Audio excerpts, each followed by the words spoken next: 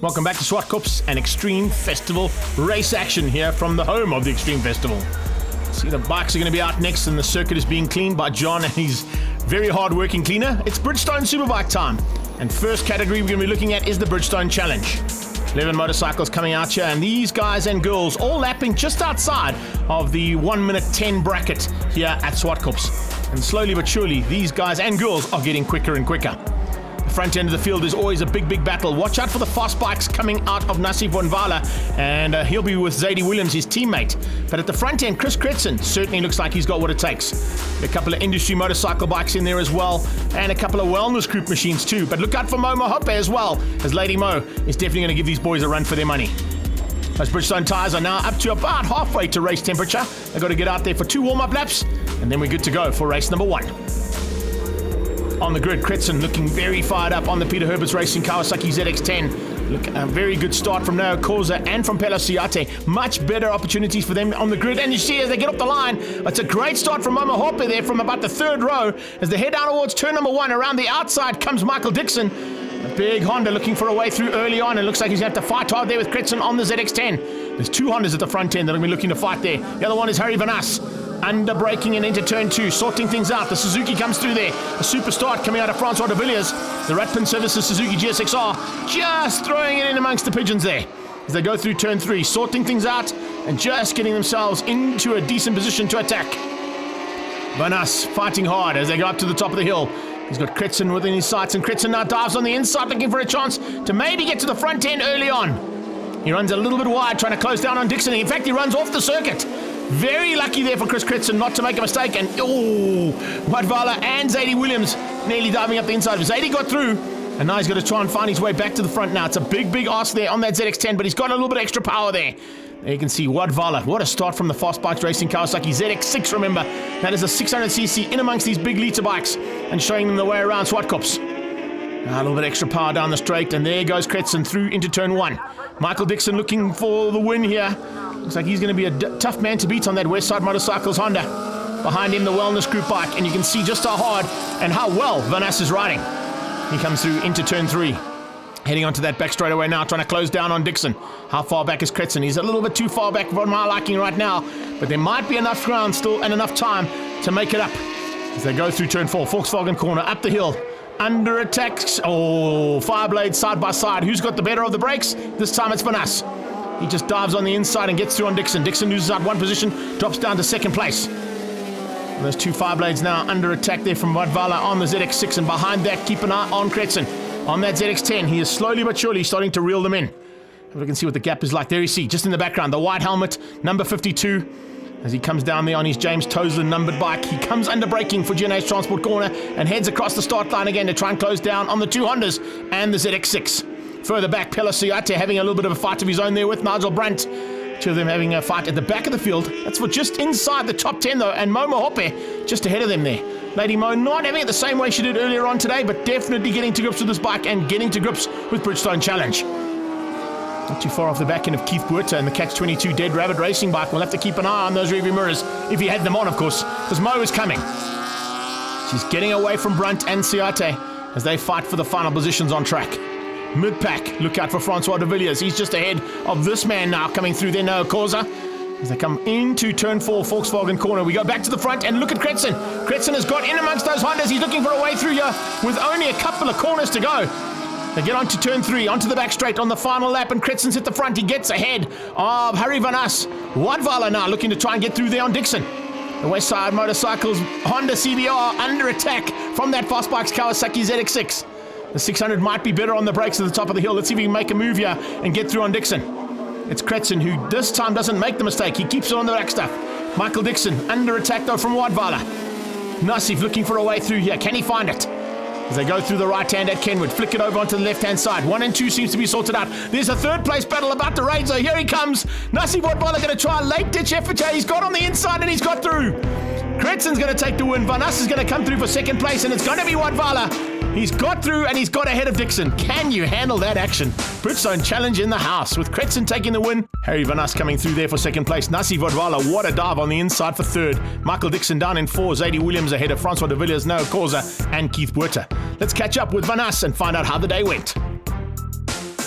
Yes, I'm very happy. I worked very hard. Got the bike fixed up 100%. I pushed my limits. I feel very good overall. I got first place and I had a good race. And thanks for my support, for my wife, and to the whole Zwartkops teams, and to you too, for always being there for us. Time to get those battle axes ready to go now for Bridgestone Superbikes. Hendrik de Bruin has had a fantastic start to the season, as has the industry motorcycles Sean Vermaak.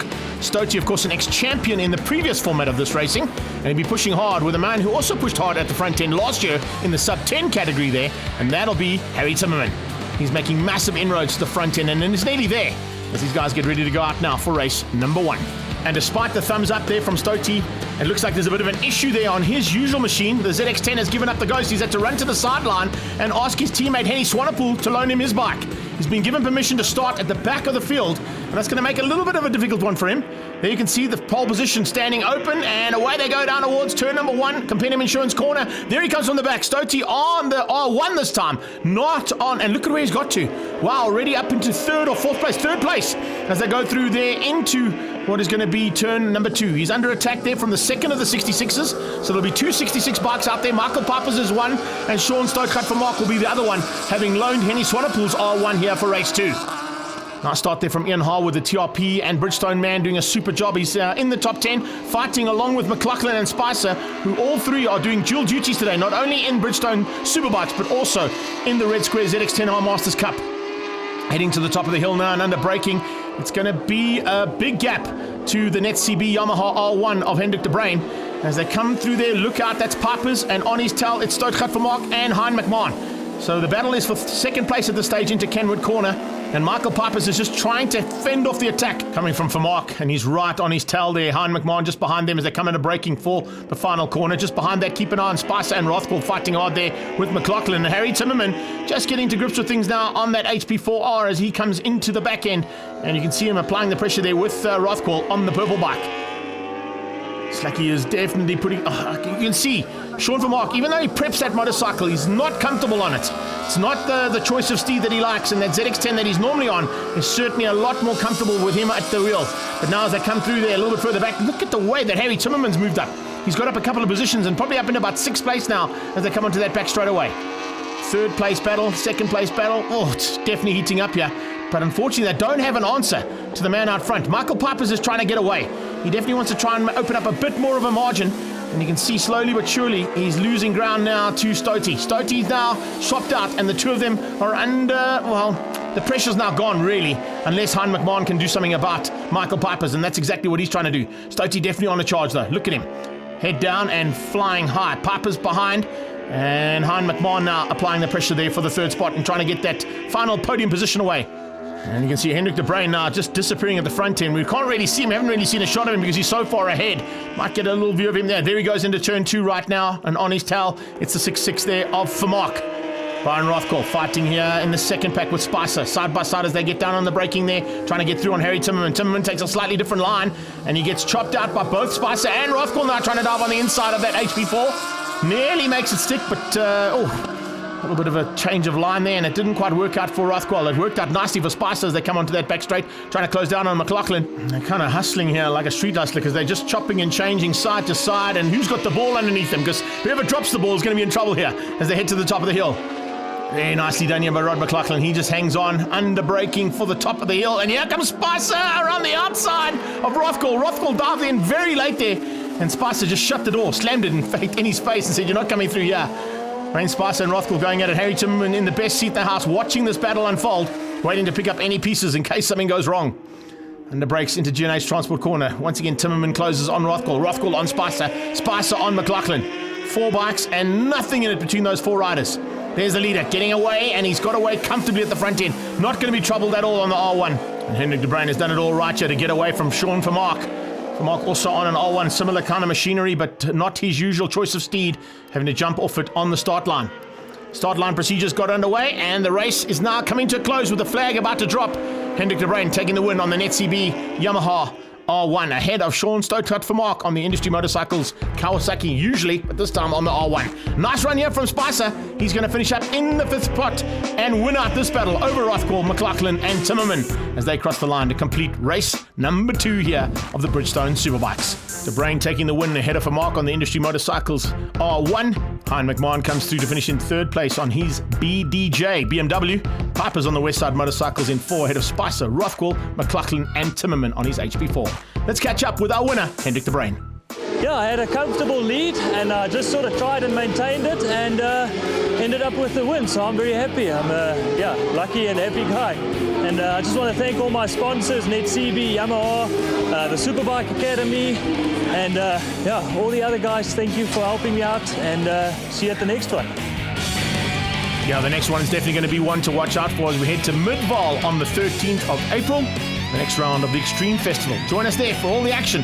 We certainly hope you've enjoyed all this action.